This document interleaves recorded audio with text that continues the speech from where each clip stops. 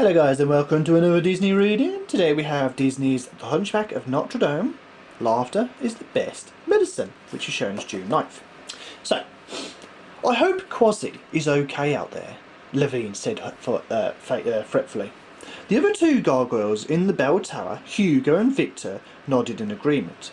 Their friends Quasimodo had just left Notre Dame to help the young soldier Phoebus search for the Court of Miracles. It was certain to be a dangerous mission. The only thing we can do is to stay strong and be hopeful, Victor said solemnly. Hugo smirked. How can we not be strong? He said. We're made of stone, remember? Good one, Laverne giggled. Rock solid. You know that's not what I meant, Victor frowned at Hugo. And both of you, don't you have any sense of seriousness of this situation?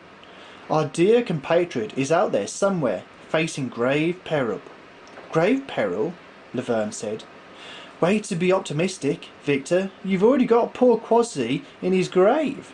Hoo-hoo, Hugo whooped. You slay me. If we're alive, I'd be dying right now. As the two of them rolled around on the tower floor, chortling loudly, Victor glared at them. I see, he said sternly. So you'd rather mock me and crack bad jokes than join me in my concern for poor young Quasimodo? Laverne stood up and brushed herself off. Why does it have to be an either-or thing, Victor? She asked. Just because we're laughing doesn't mean we're not worried too. But our friend could be in real danger, Victor exclaimed. That's right, Levine said, and standing around here, all stone-faced, isn't going to help him any. Hugo nodded. If we spend all our time thinking about how terrible everything is, we'll go nuts.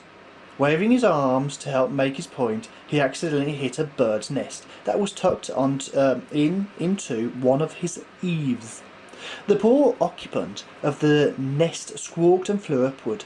Laverne ducked just in time to avoid having the bird fly straight into her face.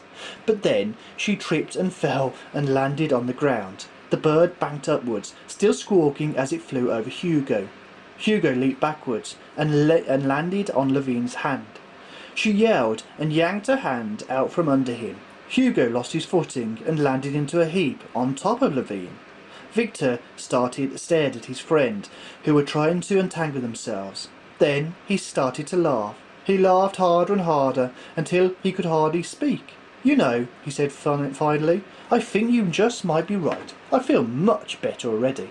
So guys, if you like that story, click like. If you'd like to see more, click subscribe. And the next story will be Bambi, A Manner of Speaking. See you soon guys. Bye bye.